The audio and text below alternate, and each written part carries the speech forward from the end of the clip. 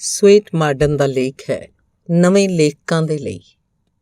ਨਵੇਂ ਲੇਖਕ ਆਮ ਤੌਰ 'ਤੇ ਸੰਪਾਦਕਾਂ ਨੂੰ ਆਪਣਾ ਦੁਸ਼ਮਣ ਸਮਝਦੇ ਹਨ। ਉਹਨਾਂ ਦਾ ਖਿਆਲ ਹੈ ਕਿ ਸੰਪਾਦਕ ਲੋਕ ਉਹਨਾਂ ਦੀਆਂ ਰਚਨਾਵਾਂ ਸਿਰਫ ਇਸ ਲਈ ਅਸਵੀਕਾਰ ਕਰਕੇ ਵਾਪਸ ਕਰ ਦਿੰਦੇ ਹੈ ਕਿਉਂਕਿ ਉਹਨਾਂ ਨੂੰ ਨਵੇਂ ਲੇਖਕਾਂ ਨੂੰ ਅਪਮਾਨਿਤ ਕਰਨ 'ਚ ਕੋਈ ਸੁੱਖ ਮਿਲਦਾ ਹੈ, ਜਦਕਿ ਅਸਲੀ ਸਥਿਤੀ ਇਹ ਹੈ ਕਿ ਲੇਖਕ ਨਵਾਂ ਹੋਵੇ ਜਾਂ ਪੁਰਾਣਾ, ਜੇ ਰਚਨਾ ਦਮਦਾਰ ਹੈ ਤਾਂ ਸੰਪਾਦਕ ਨੂੰ ਹਮੇਸ਼ਾ ਹੀ ਉਹਦੀ ਜ਼ਰੂਰਤ ਰਹਿੰਦੀ ਹੈ। ਹਰ ਸੰਪਾਦਕ ਚੰਗੀਆਂ ਰਚਨਾਵਾਂ ਲਈ ਬੇਚੈਨ ਰਹਿੰਦਾ ਹੈ।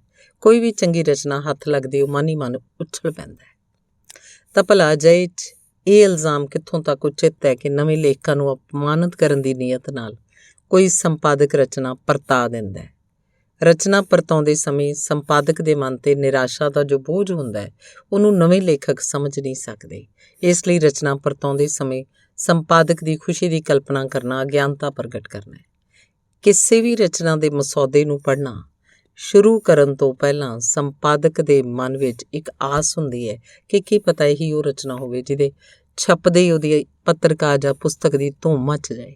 ਲੇਕਿਨ ਰਚਨਾ ਨੂੰ ਪੜ੍ਹ ਚੁੱਕਣ ਤੋਂ ਬਾਅਦ ਜਦੋਂ ਉਹਦੀ ਇਹ ਆਸ ਨਿਰਾਸ਼ਾ 'ਚ ਬਦਲ ਜਾਂਦੀ ਹੈ ਤਾਂ ਉਹਦੇ ਮਾਨਸਿਕ ਟੁੱਟਣ ਦਾ ਤੁਸੀਂ ਅਨੁਮਾਨ ਨਹੀਂ ਲਗਾ ਸਕਦੇ।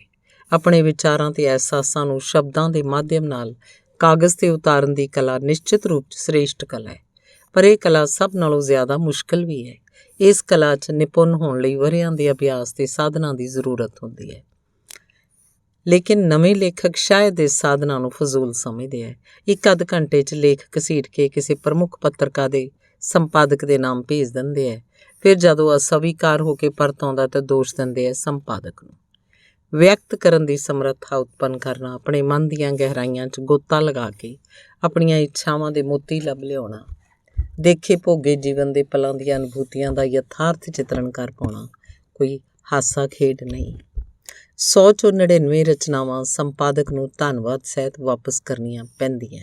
ਵਾਪਸ ਕੀਤੀਆਂ ਗਈਆਂ ਰਚਨਾਵਾਂ 'ਚੋਂ ਜ਼ਿਆਦਾਤਰ ਅਜਿਹੀਆਂ ਹੁੰਦੀਆਂ ਜਿਨ੍ਹਾਂ 'ਚ ਕੋਈ ਨਵਾਂ ਵਿਚਾਰ, ਕੋਈ ਨਵੀਂ ਗੱਲ, ਕੋਈ ਨਵੀਂ ਅਨੁਭੂਤੀ ਨਹੀਂ ਹੁੰਦੀ। ਕੁਛ ਅਲਬੱਤਾ ਐਸੀਆਂ ਹੁੰਦੀਆਂ ਜਿਨ੍ਹਾਂ 'ਚ ਗੱਲ ਤਾਂ ਠੋਸ ਹੁੰਦੀ ਹੈ ਲੇਕਿਨ ਗੱਲ ਕਹਿਣ ਦੀ ਸ਼ੈਲੀ ਇੰਨੀ ਬਚਕਾਨੀ ਹੁੰਦੀ ਹੈ ਜਾਂ ਇੰਨੀ ਬੋਝਲ ਹੁੰਦੀ ਹੈ ਕਿ ਪ੍ਰਤਿਸ਼ਠਾ ਵਾਲੀ ਪੱਤਰਕਾਰ 'ਚ ਉਹਨੂੰ ਸਥਾਨ ਨੂੰ ਪਾਉਣਾ ਮੁਸ਼ਕਿਲ ਹੁੰਦਾ ਹੈ।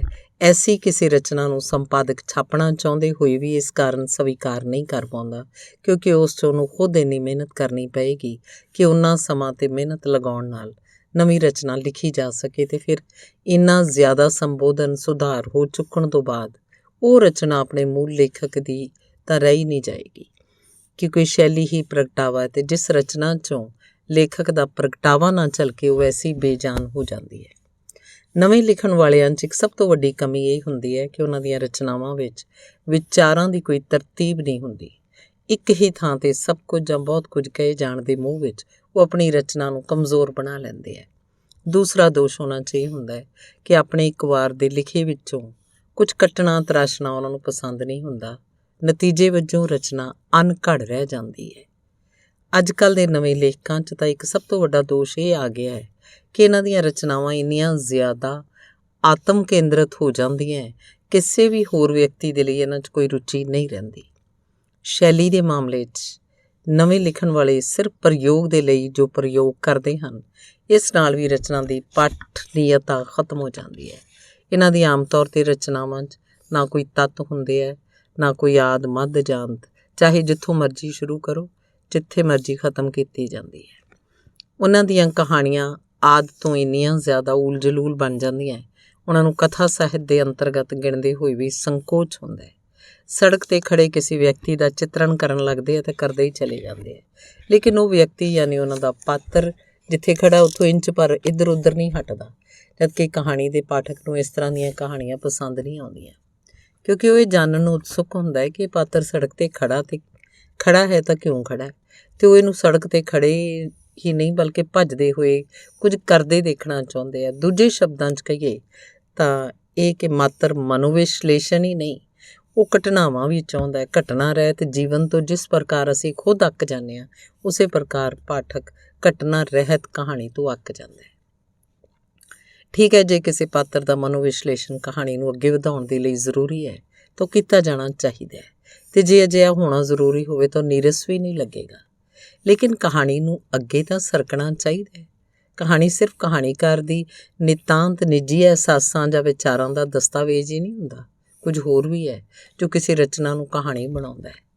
ਲੇਕਿਨ ਅੱਜ ਦੇ ਨਵੇਂ ਲੇਖਕਾਂ ਦੀਆਂ ਕਥਾਵਾਂ 'ਚੋਂ ਹੋਰ ਕੁਝ ਨਹੀਂ ਹੁੰਦਾ ਹੈ ਤਾਂ ਸਿਰਫ ਅਕਾ ਦੇਣ ਵਾਲਾ ਬੇਮਤਲਬ ਹਵਾਲਾ। ਚੰਗੀ ਰਚਨਾ ਹਮੇਸ਼ਾ ਹੀ ਸੌਖੀ ਤੇ ਸੁਬੋਧ ਹੁੰਦੀ ਹੈ। ਕਿਸੇ ਵੀ ਰਚਨਾ ਨੂੰ ਪੜ੍ਹਨਾ ਆਪਣੇ ਆਪ 'ਚ ਇੱਕ ਸੁਖਦ ਅਨੁਭਵ ਹੋਣਾ ਚਾਹੀਦਾ ਹੈ। ਰਚਨਾ ਦੇ ਦੁਰਬੋਧ ਹੋਣ ਨਾਲ ਪੜ੍ਹਨ ਦਾ ਸੁੱਖ ਜਾਂਦਾ ਰਹਿੰਦਾ ਹੈ। ਫਲਸਰੂਪ ਪਾਠਕ ਉਹਨੂੰ ਉਠਾ ਕੇ ਪਟਕ ਦਿੰਦਾ ਹੈ। ਲਿਖਣ ਦਾ ਉਦੇਸ਼ ਇਹੀ ਹੁੰਦਾ ਹੈ ਕਿ ਤੁਸੀਂ ਆਪਣੇ ਜਿਨ੍ਹਾਂ ਵਿਚਾਰਾਂ ਤੇ ਭਾਵਨਾਵਾਂ ਨੂੰ ਪ੍ਰਗਟਾਉਣ ਦੀ ਕਿਰਿਆ ਦਿੱਤੀ ਹੈ ਉਹ ਦੂਸਰਿਆਂ ਤੱਕ ਪਹੁੰਚਣ ਤੇ ਉਹ ਇਹਨਾਂ ਨੂੰ ਪੜ੍ਹ ਕੇ ਤੁਹਾਡੇ ਅਹਿਸਾਸਾਂ ਦੇ ਹਿੱਸੇਦਾਰ ਬਣ ਸਕਣ। ਪਰ ਜੇ ਉਹ ਪਾਠਨੀਆਂ ਹੀ ਨਾ ਰਹਿਣਗੀਆਂ, ਪੂਰਾ ਪੜ੍ਹਨ ਤੋਂ ਪਹਿਲਾਂ ਹੀ ਉਠਾ ਕੇ ਤਾਕ 'ਤੇ ਰੱਖ ਦਿੱਤੀ ਜਾਏਗੀ ਤਾਂ ਲਿਖਣ ਦਾ ਉਦੇਸ਼ ਹੀ ਨਾ ਪੂਰਾ ਹੋਇਆ। ਜੋ ਸਾਹਿਤਕਾਰ ਅਮਰ ਹੋ ਗਏ ਹਨ ਉਹਨਾਂ 'ਚੋਂ ਜ਼ਿਆਦਾਤਰ ਦੀ ਲੇਖਣ ਪ੍ਰਕਿਰਿਆ ਜੇ ਤੁਸੀਂ ਪੜ੍ਹੋ ਤਾਂ ਪਾਓਗੇ ਕਿ ਉਹਨਾਂ ਨੇ ਇੱਕ ਕਵਿਤਾ, ਕਹਾਣੀ ਜਾਂ ਨਾਵਲ 'ਤੇ ਕਿੰਨਾ ਸਮਾਂ ਲਗਾਇਆ, ਕਿੰਨੀ ਮਿਹਨਤ ਕਰਕੇ ਇੱਕ ਵਾਕ ਨੂੰ ਸਵਾਰਿਆ, ਤਰਾਸ਼ਿਆ। ਸਾਹਿਤ ਦੇ ਖੇਤਰ 'ਚ ਅਜਿਹੇ ਉਦਾਹਰਣ ਵੀ ਮੌਜੂਦ ਹੈ ਕਿ ਲੋਕ ਇੱਕ ਕਹਾਣੀ ਜਾਂ ਇੱਕ ਰਚਨਾ ਲਿਖ ਕੇ ਹੀ ਅਮਰ ਹੋ ਗਏ। ਇਹਦੇ ਉਲਟ ਅਜਿਹੇ ਲੇਖਕਾਂ ਦੀ ਵੀ ਕਮੀ ਨਹੀਂ ਰਹੀ ਜਿਨ੍ਹਾਂ ਨੇ ਲਿਖ ਕੇ ਅੰਬਾਰ ਲਗਾ ਦਿੱਤੇ, ਲੇਕਿਨ ਉਹਨਾਂ ਦੇ ਨਾਂ ਤੱਥ ਤੋਂ ਲੋਕ ਵਾਕਫ ਨਹੀਂ। ਕਿਸੇ ਵੀ ਵਿਸ਼ੇ 'ਤੇ ਕਲਮ ਚਲਾਉਣ ਤੋਂ ਪਹਿਲਾਂ ਇਹ ਜ਼ਰੂਰੀ ਹੁੰਦਾ ਹੈ ਕਿ ਤੁਹਾਨੂੰ ਉਸ ਵਿਸ਼ੇ ਦਾ ਪੂਰਾ ਗਿਆਨ ਹੋਵੇ। ਨਾ ਹੋਵੇ ਤਾਂ ਉਸ ਵਿਸ਼ੇ ਨੂੰ ਛੱਡ ਦਿਓ। ਕੋਈ ਜ਼ਰੂਰੀ ਨਹੀਂ ਕਿ ਤੁਸੀਂ ਉਸ ਵਿਸ਼ੇ 'ਤੇ ਲਿਖੋ। ਲਿਖਣ ਦੇ ਲਈ ਵਿਸ਼ਿਆਂ ਦੀ ਕੋਈ ਕਮੀ ਨਹੀਂ। ਤੁਹਾਡੇ ਆਪਣੇ ਜੀਵਨ 'ਚ ਇੰਨੀਆਂ ਘਟਨਾਵਾਂ ਘਟੀਆਂ ਹੋਣਗੀਆਂ, ਇੰਨੇ ਸਾਰੇ ਲੋਕਾਂ ਨਾਲ ਤੁਹਾਡਾ ਸੰਪਰਕ ਰਿਹਾ ਹੋਏਗਾ, ਇੰਨੀਆਂ ਸਾਰੀਆਂ ਚੀਜ਼ਾਂ ਤੇ ਥਾਵਾਂ ਤੁਸੀਂ ਦੇਖੀਆਂ ਹੋਣਗੀਆਂ, ਕੁਝ ਵਿਸ਼ਿਆਂ 'ਤੇ ਤੁਹਾਡਾ ਖਾਸ ਅਧਿਐਨ ਵੀ ਹੋਏਗਾ, ਤਾਂ ਫਿਰ ਇਹਨਾਂ ਸਭ ਵਿੱਚੋਂ ਹੀ ਕਿਉਂ ਨਹੀਂ ਚੁਣਦੇ? ਲਿਖਣ ਦਾ ਸੁਨਹਿਰੀ ਅਸੂਲ ਇਹ ਹੈ, ਸਿਰਫ ਉਦੋਂ ਲਿਖੋ ਜਦੋਂ ਲਿਖਣਾ ਤੁਹਾਡੇ ਲਈ ਸੁਖਦ ਅਨੁਭਵ ਹੋਵੇ। ਉਸ ਸੁੱਖ ਨੂੰ ਪਾਏ ਬਿਨਾਂ ਰਹਿ ਨਾ ਪਾ ਰਹੇ ਹੋ। ਸਿਰਫ ਲਿਖਣ ਦੇ ਲਈ ਕਦੇ ਕੁਝ ਨਾ ਲਿਖੋ। ਜਦੋਂ ਤੁਹਾਡੇ ਕੋਲ ਕੁਝ ਕਹਿਣ ਲਈ ਹੋਵੇ ਉਦੋਂ ਲਿਖਣ ਬੈਠੋ, ਨਾ ਕਿ ਇਹ ਕਿ ਲਿਖਣ ਬੈਠ ਕੇ ਕਹਿਣ ਦੇ ਲਈ ਸੋਚਣਾ ਪਵੇ ਕਿ ਕੀ ਕਹਾਂ। ਜਿਸ ਚੀਜ਼ ਨੂੰ ਤੁਸੀਂ ਜਿੰਨੀ ਜ਼ਿਆਦਾ ਤੀਬਰਤਾ ਨਾਲ ਅਨੁਭਵ ਕੀਤਾ ਹੈ, ਕੇਵਲ ਉਹੀ ਚੀਜ਼ ਉਨੀ ਤੀਬਰਤਾ ਨਾਲ ਪਾਠਕ ਨੂੰ ਛੂਹ ਸਕਦੀ ਹੈ। ਲੇਕਿਨ ਜਿਸ ਰਚਨਾ 'ਚ ਤੁਹਾਡਾ ਆਪਣਾ ਅਹਿਸਾਸ ਹੈ ਹੀ ਨਹੀਂ, ਉਹ ਰਚਨਾ ਪਾਠਕ ਨੂੰ ਵੀ ਨਹੀਂ ਬਣ ਸਕੇਗੀ, ਕਿਉਂਕਿ ਉਸ 'ਚ ਅਹਿਸਾਸ ਦੀ ਗਰਿਮਾ ਤੇ ਪਕੜ ਨਹੀਂ ਹੋਏਗੀ। ਜਿਸ ਵਿਸ਼ੇ ਨੂੰ ਤੁਸੀਂ ਖੁਦ ਸਾਕਾਰ ਨਹੀਂ ਕੀਤਾ, ਉਹਨੂੰ ਸਾਕਾਰ ਕਰਨ ਦੀ ਉਮੀਦ ਆਪਣੇ ਪਾਠਕ ਤੋਂ ਕਿਉਂ ਕਰਦੇ ਹੋ? ਧੰਨਵਾਦ।